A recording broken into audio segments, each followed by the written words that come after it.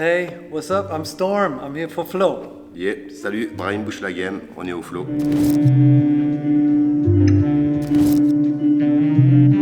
Le battle de dimanche, ça s'appelle hip-hop series, qui rejoint les différentes disciplines, graff, danse, rap et beatbox. Voilà, quatre disciplines qui rejoignent le hip-hop entre guillemets. Ça va se passer au flow et c'est dimanche après-midi à partir de 15h. On aura 4 équipes, une équipe qui nous vient de Perpignan, une équipe qui nous vient de Belgique et 2 équipes qui vont représenter le Nord. Et il y aura Storm ce jour-là aussi en tant que jury.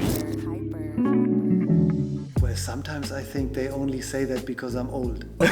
You know, when I was younger, I was absolutely oblivious about fashion. When I saw breaking for the first time, I was like, this is it. I want to learn this.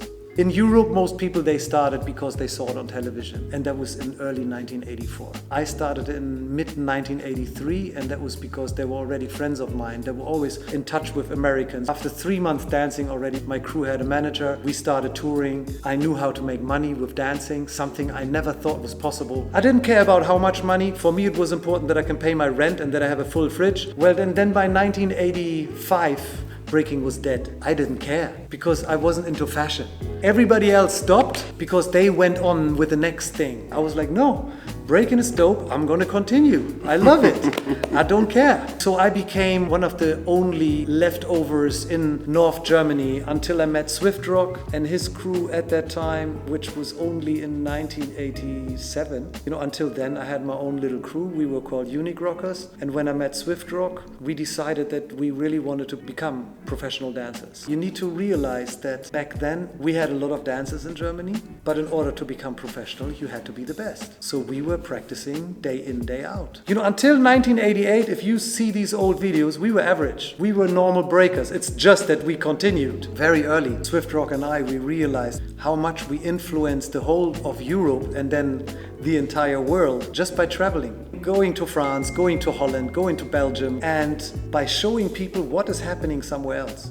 Because wherever we went, we had our videotapes. So when we went to Switzerland, we could show them, look, this is what's happening in Belgium. And then these guys gave us their videos. When we went to New York in 91, the only guy that was left there was Quickstep. And I remember in New York, we went into a club with Quickstep and people were laughing at us. The DJ stopped the music. I was like, how can that happen? You know, and I really realized I was in a cab. LL Cool J was saying in an interview, hip-hop is not like back in the days anymore where people were spinning on their heads and they were doing like funny breakdancing. And then the radio host and LL Cool J, they were laughing like, ha ha ha ha ha.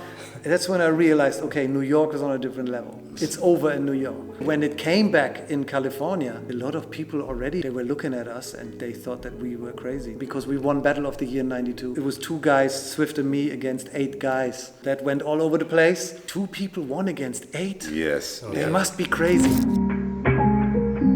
On n'a presque jamais travaillé ensemble. Les graffeurs étaient dans leur coin, les rappeurs étaient dans leur coin, les danseurs dans leur coin et le beatbox c'est pareil. L'intérêt de ce battle, c'est comment on peut créer une équipe ensemble et comment ces 4 disciplines peuvent faire un battle ensemble en même temps. Something that is really important is the concept of each one teach one. He can teach me something, I can teach him something. I think that it becomes problematic where most people today think that only grandmasters can teach you something. It's a problem. You can learn anything from anybody. And having the different styles at an event, it shows not just that the different styles become packaged and they work out, but it shows you more and more how everything in life becomes relevant and that we have to make decisions all the time. The way I grew up was like, well, I'm a dancer. Also the way I grew up, I was doing graffiti, I was doing beatbox, I was rapping, I tried to DJ too. So we were all going through these disciplines. There is something that is pretty revolutionizing in the culture of hip-hop, the way it was brought over from the US back in the days. Nowadays it became so normal that they kind of like spread apart into different realms. So I think it's a really great idea to bring that back as a beginning. If you package it together again, you don't necessarily have to look at it as being a specialist. Sometimes you need to invite people to look at different art forms and still see how they can be combined, how they can be perceived, how it will educate you in your life.